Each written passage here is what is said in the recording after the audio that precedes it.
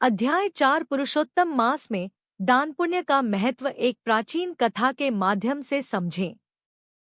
पुरुषोत्तम मास, अधिक मास के इस पावन समय में एक ऐसा साधन है जो साधारण मनुष्य को भी असाधारण बना देता है, और वह है दान। शास्त्रों में विशेष रूप से स्कंद पुराण तथा पद्म पुराण में दान को इस मास का हृदय कहा गया है। यहाँ किया गया छोटा सा दान भी अनेक गुना फल देता है, क्योंकि यह केवल वस्तु का त्याग नहीं बल्कि अहंकार का त्याग होता है। कथा आरंभ होती है एक समृद्ध नगर से, जहाँ सेठ धनपाल नाम का एक अत्यंत धनी व्यापारी रहता था। उसके पास धन की कोई कमी नहीं थी। सोने चांदी के भंडार, बड़े बड़े गोदाम, नौकर चाकर और वैभव का हर साधन। लेकिन यदि किसी चीज की कमी थी तो वह थी दया भाव और दान। धनपाल का स्वभाव बहुत कठोर था। वह हर चीज को लाभ और हानि की दृष्टि से देखता था। उसके दरवाजे पर रोज गरीब, साधु और जरूरतमंद आते, परंतु वह उन्हें खाली हाथ लौटा देता। उसका मानना था, मैंने यह सब मेहनत से कमाया है, इसे यूं ही क्यों बांट दूं। उसी नगर में एक वृद्ध ब्राह्मण रहता था, हरिदत्त। वह निर्धन था, परंतु उसका हृदय अत्यंत उदार था। जो कुछ भी उसे मिलता, वह उसमें से थोड़ा सा भाग किसी और के लिए अवश्य रखता। लोग कहते थे, हरिदत्त के पास धन नहीं, परंतु उसके पास पुण्य का भंडार है। समय बीतता गया। एक वर्ष पुरुषोत्तम मास आया। नगर में संतों और विद्वानों का आगमन हुआ। उन्होंने इस मास की महिमा का वर्णन करते हुए कहा, इस मास में किया गया दान अक्षय होता है। जो भूखे को अन्न देता है, वह भगवान को तृप्त करता है। जो प्यासे को जल देता है, वह स्वयं जीवन को सींचता है। जो वस्त्र देता है, वह किसी की गरिमा बचाता है। और जो धन देता है, वह अपने अहंकार का त्याग करता है। यह बातें हरिदत्त ने बड़े ध्यान से सुनी। उसने निश्चय किया कि वह इस मास में अपनी क्षमता के अनुसार दान करेगा। दूसरी ओर धनपाल ने भी यह प्रवचन सुना, परंतु वह हंस पड़ा। ये सब संत लोगों की बातें हैं।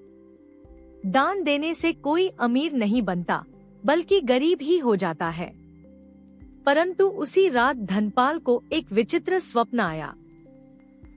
उसने देखा कि वह एक अंधेरी जगह में खड़ा है। उसके चारों ओर सन्नाटा है। अचानक उसे प्यास लगी, पर वहां पानी का एक बूंद भी नहीं था। उसने मदद के लिए पुकारा, पर कोई नहीं आया।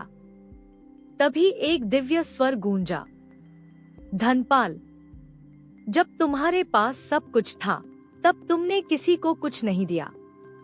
आज जब तुम्हें आवश्यकता है, तो तुम्हारे पास देने के लिए कुछ भी नहीं है। धनपाल भयभीत होकर जाग गया। उसका शरीर पसीने से भीग चुका था।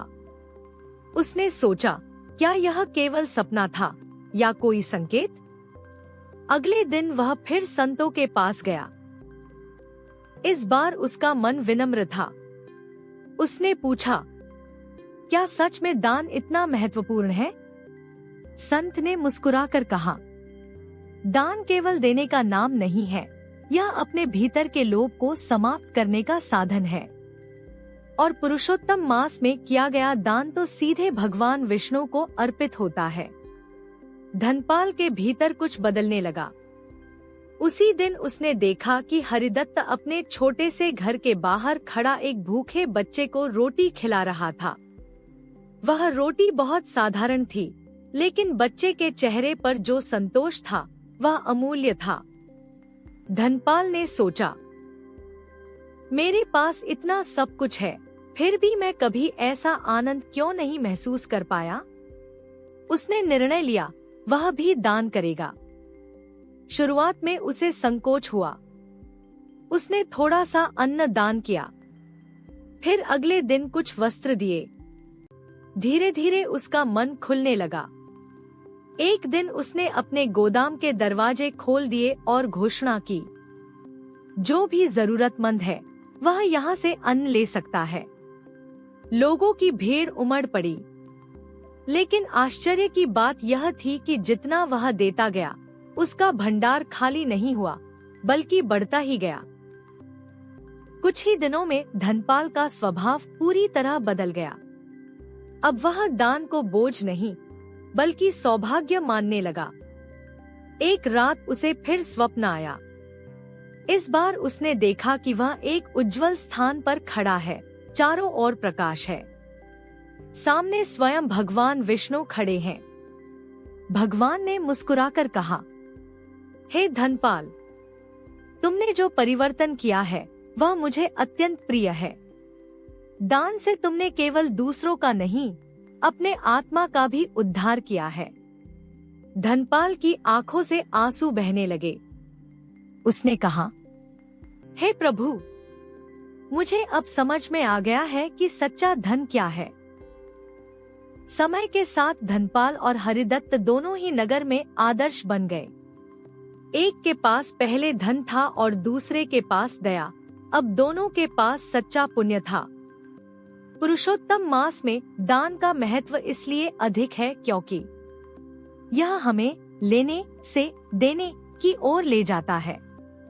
यह हमारे भीतर करुणा जगाता है।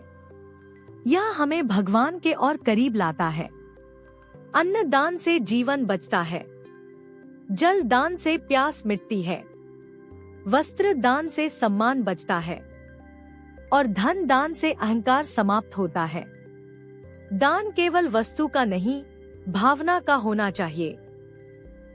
यदि हृदय में प्रेम है तो छोटा सा दान भी महान बन जाता है। और यही इस अध्याय का सार है। जो देता है वही पाता है और जो बांटता है वही सच्चा समृद्ध बनता है।